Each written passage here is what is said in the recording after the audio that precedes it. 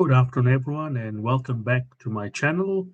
Today, I want to talk about occupational violence and aggression within frontline workplaces and why this is becoming one of the most significant workplace health and safety risks facing workers today. This topic is important because when people think about workplace safety, they often think about physical hazards such as slips, trips, and falls, manual handling, or machinery. But in many workplaces, one of the greatest risks workers can face is human behavior. Aggression threats, intimidation, verbal abuse, unpredictable behaviors, and psychosocial stresses can all significantly impact the health and safety and well being of workers. Throughout my experience conducting workplace inspections and investigations, one of the recurring observations is that occupational violence risks are often underestimated until an incident actually occurs. The reality is that frontline workers regularly engage with individuals who may be experiencing mental health issues, drug and alcohol dependency, emotional distress, frustration, or heightened agitation. Now, this creates a dynamic and sometimes unpredictable work environment. Now, importantly, occupational violence is not limited to physical assaults. It can include verbal abuse, threats, intimidation, stalking behaviors, aggressive body language, property damage, harassment, or physiological intimidation. Over the time, repeated exposures to these behaviors can contribute to psychosocial injuries, stress, anxiety, burnout, and reduced work confidence. One of the key messages I want to highlight today is that occupational violence should never be accepted as part of the job. Every worker has the right to return home safely, and every organization has the duty to identify risks, implement controls, and provide safe system of work. So what are some of the risks within frontline work environments? This may include conducting interviews with aggressive individuals, workers undertaking home or field visits, lone or isolated work, poorly designed interview rooms, non-functioning duress alarms, insufficient staffing levels, limited visibility within offices, poor escalation procedures, and workers not adequately trained to respond to aggressive situations. From an inspectorate perspective, I have seen situations where controls existed on paper but were not properly implemented in practice. For example, interview rooms for furniture obstructing escape paths, poor communication between staff, escalating situation, incident near misses not being properly reported and reviewed. These are important issues because when controls are not actively maintained, workers can be exposed to unnecessary risk. One of the most effective ways to manage occupational violence risk is through meaningful risk management processes. And I say meaningful because risk assessment should not only be a tick and flick exercise completed simply to satisfy compliance requirements.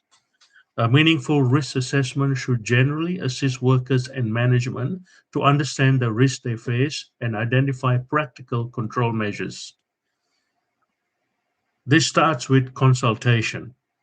Frontline workers are often best placed to identify emergency risks because they experience occupational violence challenges firsthand. Consultation should involve workers, supervisors, health and safety reps, facility teams, and operational management, as I said in my last video. The next step is to identify the hazards and assessing the level of risk. This means considering the likelihood of violence occurring, the potential consequences, the work environment, staff exposure, existing controls, whether those controls are effective, in real operational conditions. Importantly, workplace must avoid relying on single control measures. Instead, multiple layers of protection should be implemented in a workplace. For example, engineering controls may include CCTV systems, secure interview room designs, fixed and portable duress alarms, secure access controls, safe room layout, clear exit pathways.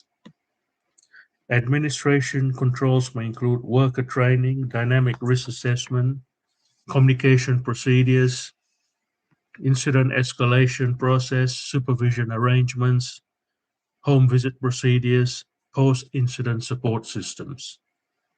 One important lesson from workplace investigations is that documentation alone does not make a workplace safe. This was also covered in my last video. What matters is whether controls are practical, implemented, communicated, monitored, and regularly reviewed. Another key area that sometimes overlooked is psychosocial health. Repeated exposures to aggressive, hostility, trauma, or high pressure situations can significantly affect workers' psychosocial behavior. This is why organizations must also provide support mechanisms, such as critical incident debriefing, employee assistance programs, peer support, supervisor support, and proactive well-being initiatives.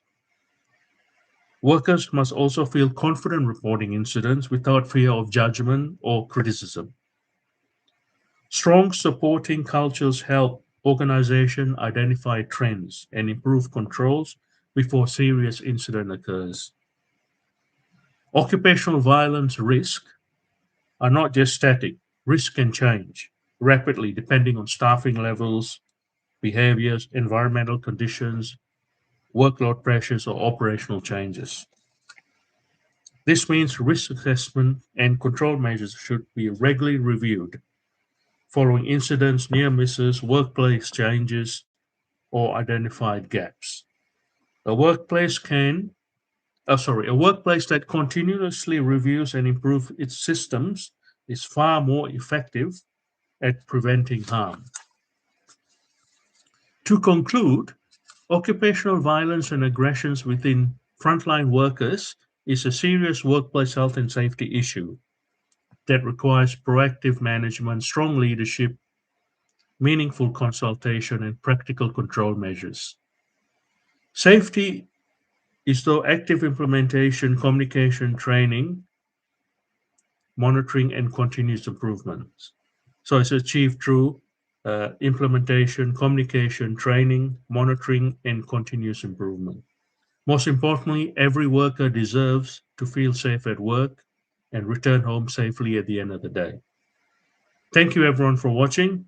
If you found this video helpful, make sure that you subscribe, follow the channel for more discussions and workplace health and safety, risk management, inspection, psychosocial hazard, and workplace safety. Stay safe. I'll see you in my next video. Thank you.